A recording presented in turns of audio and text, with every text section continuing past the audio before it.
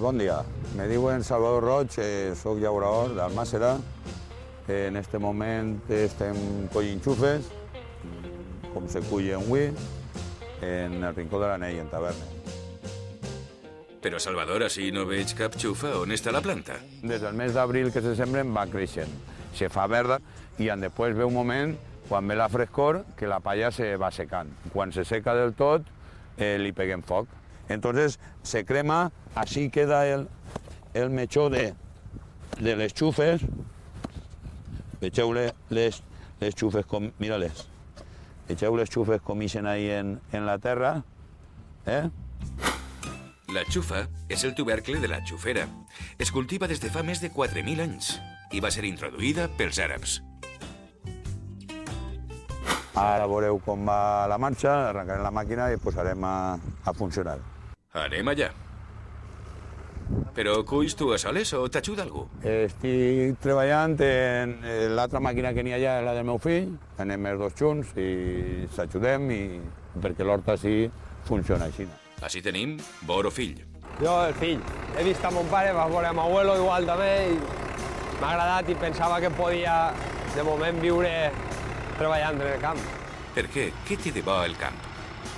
Què té bo? Que no mana ningú de tu. Bueno, com veureu el sistema de collir, el tractor va arrastrant la màquina i la màquina va fent la funció de la replegada de les xufes. Bé, funciona sola. El tractor, home, a soles. A soles és un dir, estic així pendent d'ell. El tractor va per de les regaures i normalment no se'n va, però també estem pendent d'ell. La màquina va replegant la terra, jo tinc que estar pendent d'ella perquè tampoc no pot anar a soles. Pareix que vaig a soles, però a soles no va. Ja que està pendent d'ella, els cavallons, com veureu, ahí estan fets, van entrant-los dins. Així n'hi ha una nòria. A veure, un moment. Vale, ahí anem bé. És que la màquina ja que està pendent d'ella, si no se desnivella. Mireu així. Això va pujant la terra dalt, la tira dins dels bombos,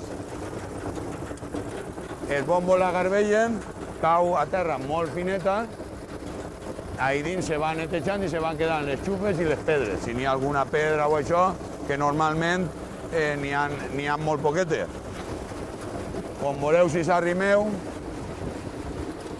així darrere van aixint esta cinta transportadora que van deixant-les caure a l'altre tractor, que en aquell tractor les dugam a llavadero, on se llaven i se queden les xufes a soles i algun carbó. I les xufes se porten acabant a uns patis i a unes andanes i se sequen. Quan se sequen, elles agarren la dolçor, l'almidó i se queden aptes per després tornar-les a llevar i fer horxata. I esta collidora tan impressionant te l'has feta tu, m'han dit? Esta màquina, sí, me l'ha feta jo, fabricació casera, perquè no n'hi ha prou feina com perquè una empresa se dediqui a fer-ne. Entonces això hem anat apanyant-se-ho, diguem, nosaltres. Algun ferrer, jo he tingut afició, m'ha agradat i m'ho ha fet jo. Mon pare sempre li ha agradat molt calfar-se el camp i claro, com fa una màquina i la treballa, sempre veu si té algun defecte o alguna complicació i en la següent sempre ha intentat canviar-ho. Arrimeu-se. Boro pare ho controla tot amb una sola mà. El poder concentrat en un aparell minúscul.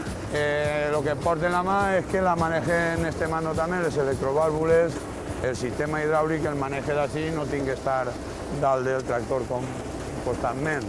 En este mando la nivelle, l'alce i l'aixaque.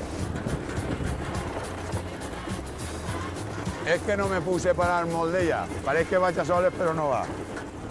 Lo difícil, dur-la sempre a nivell perquè arreplegue les xufes per igual, per ni que te'n vagis a fondo i tragues terra, ni vagis per dalt i te deixes les xufes, vai. Intentar dur sempre un nivell el correspondient perquè les xufes lo més netes possible i no se queden en el camp. Salvador, deus estar ben orgullós del teu invent. Home, pues sí, content estic perquè també és una cosa, a més que va molt bé, és una cosa que sempre te quedes satisfet de lo que has fet.